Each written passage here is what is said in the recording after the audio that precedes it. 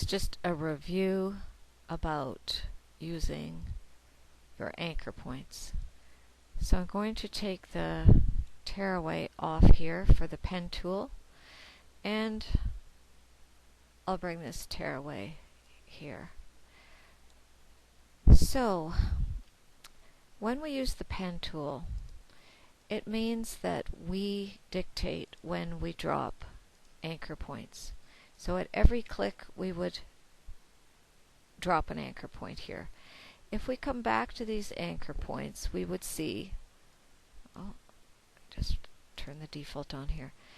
So if I come back to this anchor point and select it, you see that there are no tangent handles here. That is because this is called a anchor point, a corner anchor point without handles. And without handles means that there's no curve. So the line segment going into this anchor point is a straight line segment, and the line segment coming out of it is straight. Ditto for all the rest of these. Now if I come to this pen tool and I want to have curves, if I click and hold, and if I'm going in the similar pattern to my previous picture, I would drag up. I wouldn't drag up really high because I just want a little curve here. And then I click at the second point and I pull out. You can see I've got a curve, and I'm going to click to finish it with just one click. So when we go back and look at these anchor points, this anchor point is a curve coming out of there. Although it looks a little bit like a straight line segment, I actually can move this to show you that it's definitely a curve. So appearances can be deceiving. This one here is also it's what they call a smooth anchor point, meaning that you have a curve, in this case going into the anchor point and coming out of the anchor point. And when I pull this handle down, you can see that I'm impacting both sides. So 1 year in our class, because it's a little bit confusing, we decided this should be called the wave anchor point, because when we go to draw cartoons and we decide that we need a nose, well, we can come here to the add nodes, or add anchor points they call them here, and I'll put in a nose here, a second anchor point, and then I will use this handle here to pull out a nose. But you can see what's happening is my forehead is getting wrecked, because what you do in one side of it impacts the other side of it. So there's another type of anchor point that we need to know about, and the other type, they call it a corner anchor point with handles. I call it an independent anchor point. So how do I get this independent anchor point? If I want this handle to impact only this nose curve, then there's a few different ways I can do it. But since I'm in the direct select tool, my tool used for manipulating nodes, it's easiest to use this method. Press and hold Alt before you touch the handle. So I've got Alt pressed, and now I touch the handle and I release Alt. And what that means is now that this handle manipulates the forehead independently of this nose line, and this handle can manipulate the nose independently of the forehead. Okay, so 3 types. Anytime you have a circle, this one's going to be a wave. They call this a smooth anchor point. Notice that I can come up here and change this anchor point to a corner, and that's going to force, there is a curve at the start of this line segment, but the line segment where it goes into this anchor point is a straight segment right here, and a straight segment coming out which then turns into a curve. So that's a simple corner anchor point. This one up here is still our smooth anchor point. I'll come back down to this one, the corner, and I could convert it back right here up on this toolbar up here, the control toolbar they call it. That turns it back into a smooth anchor point or wave, whichever way you want to think about it. I'm not sure why there isn't one more to turn it into a independent, but the way that I've just explained is if you're in the direct select tool, just press down Alt before you touch the handle. That's important. And then move it, release, and now you'll see this one is independent. Now there is another way to do it, and I'll show you that. I'll just undo this, and we're back, I believe, to a wave here. Okay, so the other way to do it is just to go to the Convert tool and pull down one handle. But then you have to remember, get back to the Direct Select tool for manipulating, moving, adjusting the handles. So, the last thing that I want to say about making these, so you know, just with the pen tool, that simple clicks leave you with simple corner anchor points without handles because there's no curves. Click and hold and drag and you will get a smooth anchor point or a wave if you prefer. Click and hold and drag, click and hold and drag. Now what if I want the next anchor point to be an independent? Can I do that? Well, I can. I can click and hold, press my Alt and move this, release my mouse, release my Alt, and then the next click I get, I continue on. And what that did is, if you come back here, you will see that this indeed works independently from this handle. Now, how do we know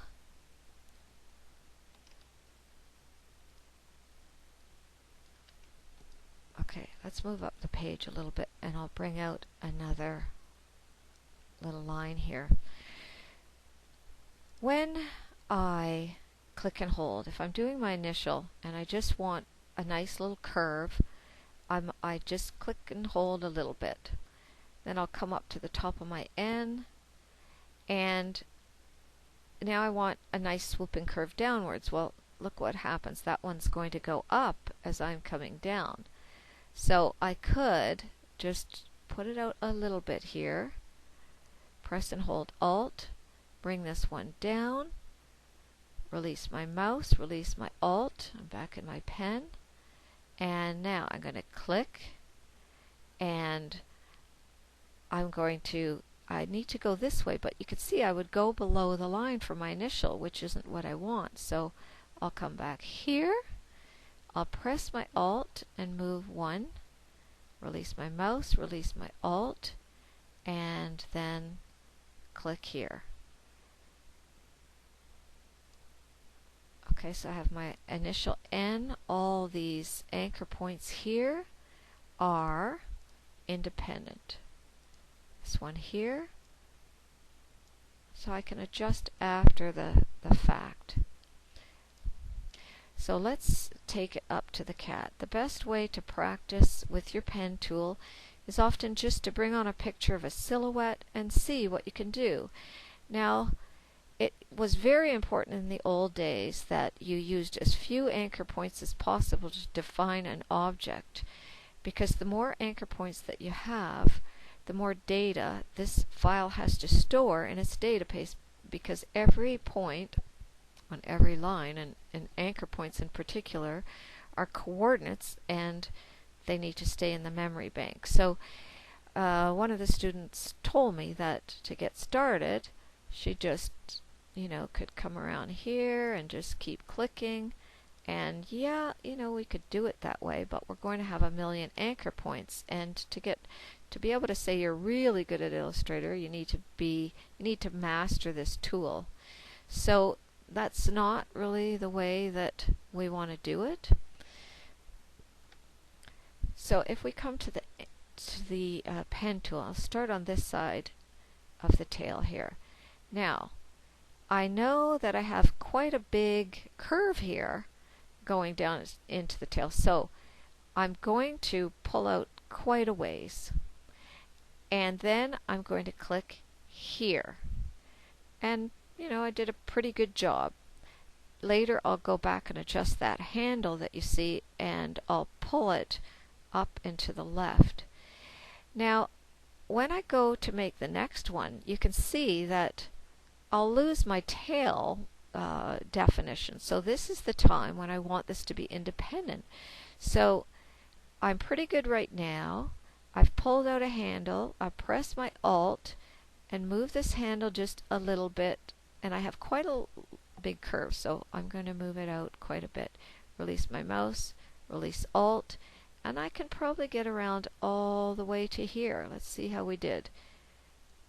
Okay, this definitely needs to have a little adjustment, but now I need to go this way, and you can see I've got that wave anchor point. So I need to press my Alt, move this up because that's the direction I'm going in, release my mouse, release my Alt key, and now I'll just click the tip of the ear and just put a little bit on there, and then click here, and I'm going across, and I probably want a little curve.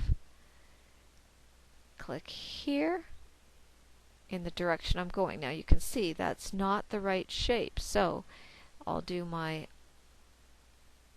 Alt and pull that one out, and that's forced that to be independent, and I can go back and clean it up. Tip of the ear, and I could try and get all the way down to here like so, but that's not the direction I want, so I press Alt. I've got my finger held down on this mouse the whole time. I'm coming in this direction. Release my mouse, release my Alt. I'll come in at the top of the cat here. So, that's pretty good. I want to make this one an independent, so press my Alt. Pull my mouse down. I've moved the handle now, release my mouse, release Alt, and probably about to here. I can leave that as a smooth there, and so on. Okay, that's going to get out of shape, so I'll use my Alt key, move my mouse hand up, and I need to turn off my fill to make sure I can see where I'm going. Now afterwards, when I'm finished, I would be coming back to my direct select tool, and of course I would continue around this whole thing and land back on my endpoint. And if you press Alt, it will join the first and last point once you're very close to it. But later I would come and I would be just tweaking these curves, and you can see, pull this one out a little bit there.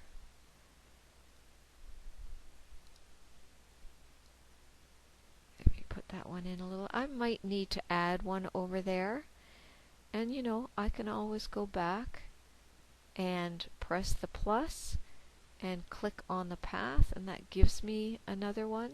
And in this case I think I just maybe need to move it maybe in a bit and then do a little and here I've got the wave thing, so I'm going to press my Alt first, move a handle, and now they're independent. And if I move that off, this is probably, I think, better than the path I did the first time, in that I have a lot fewer anchor points to define that. Just one on this side, one here, Okay, I have a few more the first time around. So I hope that helps you understand anchor points a little bit better.